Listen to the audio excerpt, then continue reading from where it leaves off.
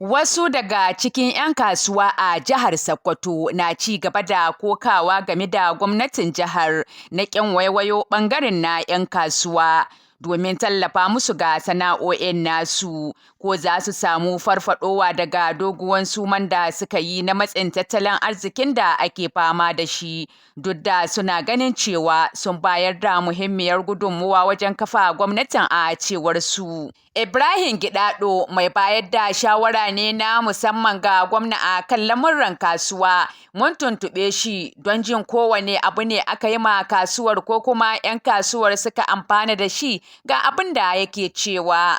An samu ci gaba saboda da kasuwa ba ta da special advisor, wato mai ba gwamna shawara na farko ke. Mai girma gwamna da shigowa ta yi ya yi dogon nazari ya kawo mai ba gwamna shawara a kasuwa na ɗaya. Na biyu kuma zuwa na nan wannan wuri hakika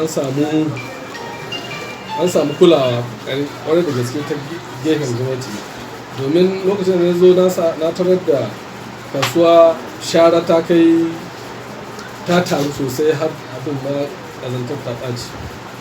So amma dai zuwa na wannan wuri da ƙoƙarin da muke yi tsakani nan da shi ne kuma gwamna da ainihin 'yan kasuwa ana ta ƙoƙari ne an samu ci gaba, an kwashe wannan shara. Yanzu cikin kasuwar Sokoto babu wannan shara da 'yan adawa suke ta talla, wanda inda an kai to su suka tara ta. So kaga na ɗaya kenan. Na biyu kenan an kwashe wannan shara, sannan kuma mai gina gwamna a shirye shike da nan wannan kasuwar da gehen da ya ƙone ya yi bincike sosai, ya gano irin abin da waccan gwamnati ta yi take da ƙuduri na sai da wannan ɓangare, to ya gano kuma ya dakatar da wannan. Yanzu haka yana kan ƙoƙarin a maishe ta a hannun gwamnati ɗungurungun, ya zamanto gwamnati za ta ci gaba da gyaranta don a maida ma 'yan kasuwa shagunoni don su samu dama su ci gaba da kasuwanci, wanda a sanadiyar wannan wutar da aka yi ya sa duk ainihin harabar kasuwa da ainihin inda ya rage cikin kasuwa ya cunkushe sosai. So amma dai insha Allah kamar yadda shi ne ya gona yake cikin ƙoƙarin da yake yi, ya yi nazari ya gano kasuwan nan gwamnatin ta wuce ta nemi ta salwantar da ita, amma dai ya taɓo ta. Insha Allah nan gari kaɗan zai sa a dawo da aikin nan, ƙare kuma aikin nan, amma musamman an kasuwa shagunoni su ci gaba da hada-hadarsu.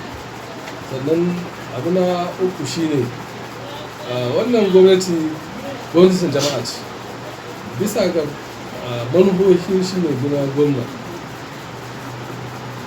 da zuwa nan wurin dukkanin 'yan kasuwa da sun ka saba hulɗa da waɗanda sun ka gabata sun ga akwai bambanci. Wannan karo sun ga ana kiyaye hakkin kowane ɗan kasuwa.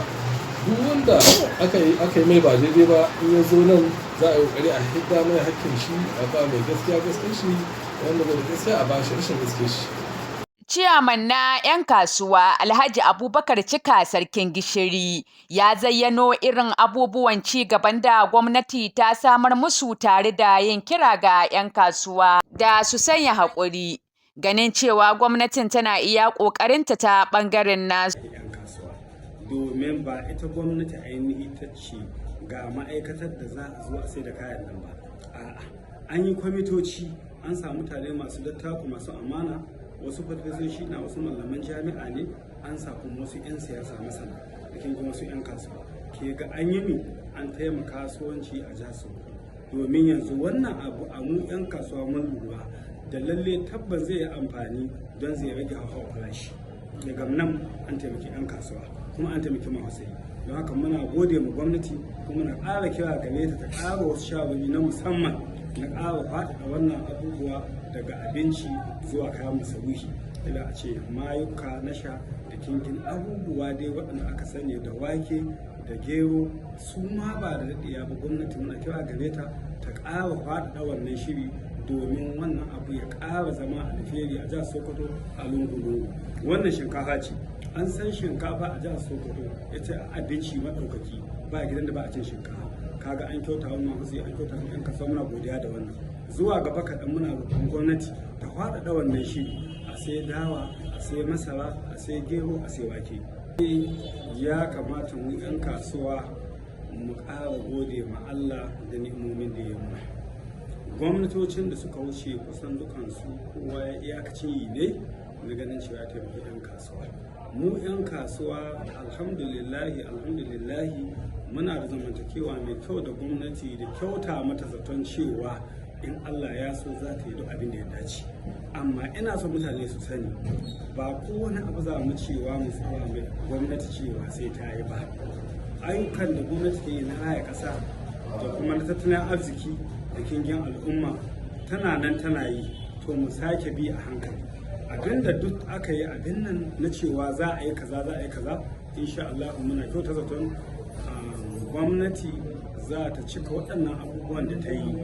Muna kira ga kingin 'yan kasuwanmu da su yi haƙuri, duk abin da Allah ya kaddari ya tabbata zai tabbata.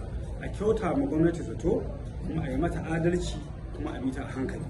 Ba aiki ne take na 'yan kasuwa ba, duk ilahirin jihar Sokoto, gwamnatin jihar Sokoto ai shi suke kula da shi. A yi ayyukan raya karkara, ci gaban ƙasa, magani, ilimi da kingin abubuwa. Ɗaya daga cikin 'yan kasuwa Alhaji Aminu Almustapha mai roba helele shi ma ya tofa albarkacin bakinsa game da wannan batun kamar haka. Alhamdulillah ci gaba idan ka ce wani irin ci gaba ne, ci gaba yana da yawa. Sai dai zan dauko kaɗan daga ciki shine idan ka ce ɗan kasuwa to abin da ya shafi kasuwanci kenan.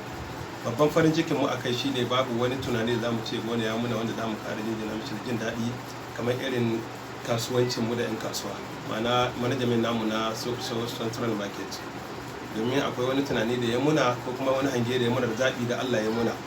Allah ya kaddari ya ba mu SA a cikin babbar kasuwar Sokoto mai bashi shawara kenan bangaren kasuwanci. Gaskiya mun yi sa'a domin ba mu taɓa samun shugabanci wanda za a kawo 'yan kasuwa ciki a zo a yi da su a zauna tare da su irin wannan karon ba. SA mun gwargwado wanda aka kawo muna duk wani abu ya taso muna zaunawa tare da shi ya kira mu menene shawara, ana ba mu 'yancin mu kuma ana ba mu haƙƙin mu.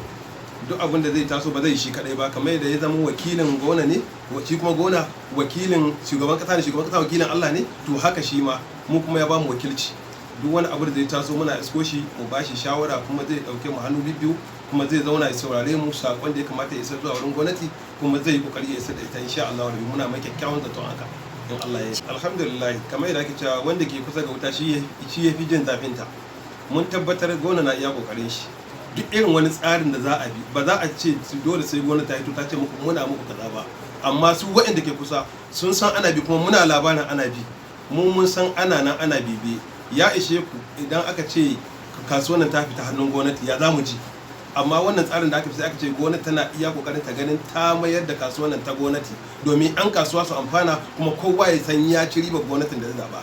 To wannan ina ganin shi ma abin farin ciki ne gare mu insha Allah. Daga jihar Sokoto, Rashida Abubakar Tambuwal, Hausa 7 TV, sauraruwa al'umma.